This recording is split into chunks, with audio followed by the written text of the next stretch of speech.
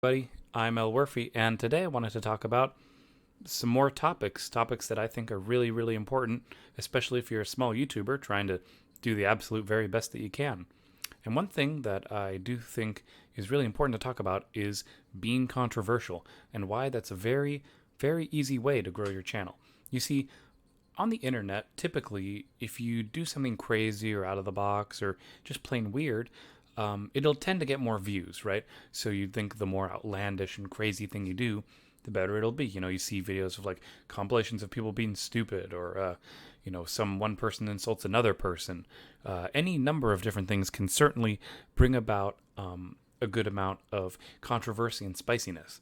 Like maybe some popular person punches another popular person. That could be pretty interesting. Or maybe you make a really bad apology video that sounds more like you're just kind of still trying to shit on whoever you were insulting in the first place. Or even better, just insult people multiple times and don't even make an apology video to the point that you destroy a large number of your fan base. There's a number of things that could very well be done that are considered controversial, but how do you do it in such a way that it'll grow your channel? Well, that's something that honestly just takes time to learn. I think that while I don't intend to make any controversial content on my particular channel, I think there is something to be said for people who make content that is made to catch the eye or to really make people want to click. Like you do like a face, right, in your thumbnail, or like yourself pointing. Pointing is a very good technique. You could make a title that says something like "You won't believe this," or "Oh my goodness, how could they do this?" or anything that makes people not only curious but also brings in a sense of range, where you're, how do I put this nicely? You're essentially tricking people into watching your content, not just from thumbnails, but also from title, also from the first moments you start your video. You need to make something that makes the video stay inspiring and stay interesting and captivating for everyone to enjoy. Now, my videos are obviously not traditional. I make videos the way I want to make, like just sitting around and talk about whatever I feel like. Nothing flashy, nothing fancy, but it's what I enjoy doing, and I'd actually really love to be on a podcast sometime, or make longer podcasty videos, of course. Not everyone's able to do that with how much time they might have in a day. So I would challenge you, if you're a small YouTuber, definitely think about doing something that's going to really stand out from the crowd, that's going to really catch people and draw them in, to make them want to click on your video, to make sure that they want to watch it. Say a big controversy happens. Maybe someone, slipped on a pebble and then beat up a small child. That'd be like, oh, and then, you talk about it for like 10 videos, right? And making different ideas or theories or conjurings, different things that are related to a controversial topic that you could easily suck off the popularity and pull down the views from other more popular channels. I think that's a very reasonable tactic for a small YouTuber to do, because nowadays we live in a world where being a small YouTuber is so much harder than it was back in the olden days, right? Back even before, you used to make money. It's really hard to grow a channel now because of just how much damn content is out there. So if you find a way to maybe you insult somebody's family, or maybe you manage to, kick a puppy or something, or heck, you just adopt a puppy that looks really cute, but people think that maybe you shouldn't have adopted the puppy in the first place because maybe you're taking it out of its own natural environment where it has a good support system and structure. There's a lot of stuff you could or couldn't do, and it's really hard to know exactly which one is the best choice.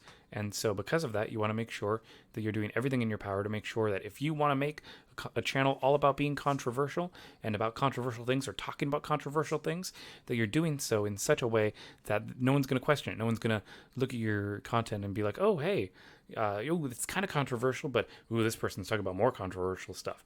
You don't want to do that. You want to make sure that you're embracing everything nutty and crazy that's going on if you want to make a channel about being controversial.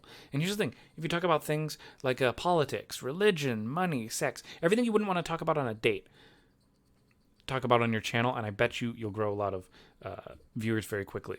I'm not doing it just because that's not my personality, that's not my style. I'll happily talk about a controversial thing if it relates to small YouTubers and how we can work on our channel together, but I don't go out of my way to just talk about like news and stuff. Like, that's not me.